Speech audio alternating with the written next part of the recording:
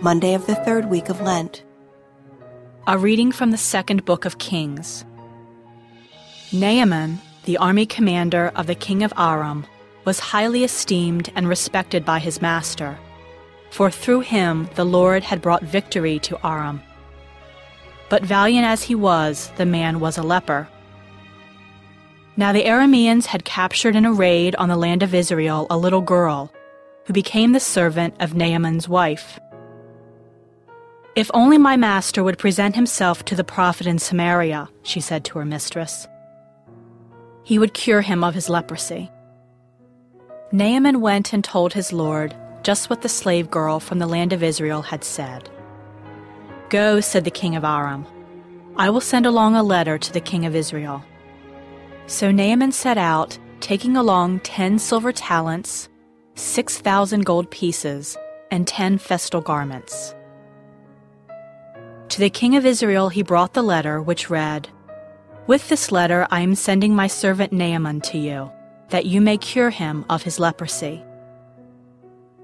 When he read the letter, the king of Israel tore his garments and exclaimed, "Am I a God with power over life and death, that this man should send someone to me to be cured of leprosy?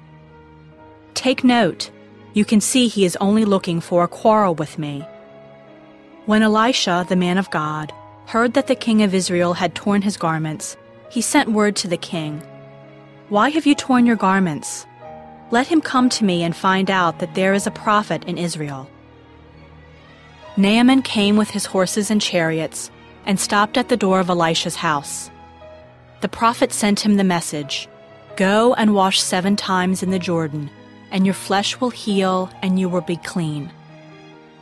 But Naaman went away angry, saying, "I thought that he would surely come out and stand there to invoke the Lord his God, and would move his hand over the spot and thus cure the leprosy. Are not the rivers of Damascus, the Abana, and the Pharpar better than all the waters of Israel? Could I not wash in them and be cleansed?" With this he turned about in anger and left. But his servants came up and reasoned with him. "My father," they said, "if the prophet had told you to do something extraordinary, would you not have done it? All the more now, since he said to you, 'Wash and be clean,' should you do as he said." So Naaman went down and plunged into the Jordan 7 times at the word of the man of God. His flesh became again like the flesh of a little child, and he was clean. He returned with his whole retinue to the man of God. On his arrival he stood before him and said, "Now I know that there is no God in all the earth except in Israel."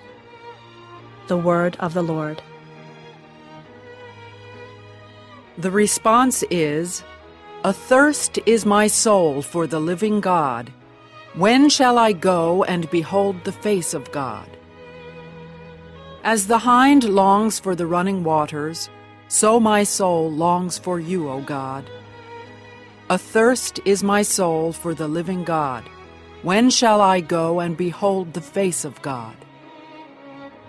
Athirst is my soul for God, the living God. When shall I go and behold the face of God? Athirst is my soul for the living God. When shall I go and behold the face of God? Send forth your light and your fidelity. They shall lead me on and bring me to your holy mountain, to your dwelling place.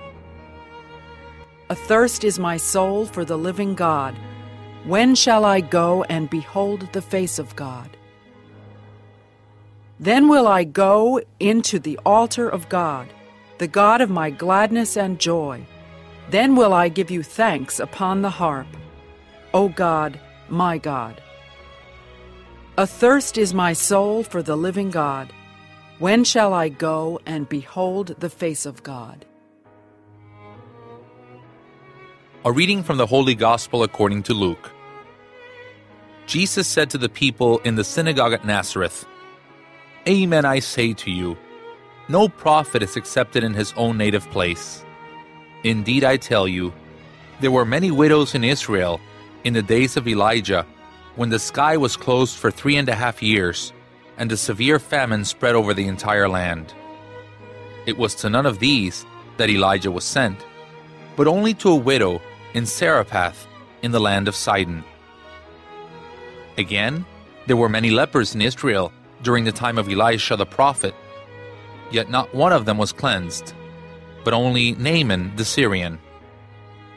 When the people in the synagogue heard this, they were all filled with fury. They rose up, drove him out of the town, and led him to the brow of the hill, on which their town had been built, to hurl him down headlong.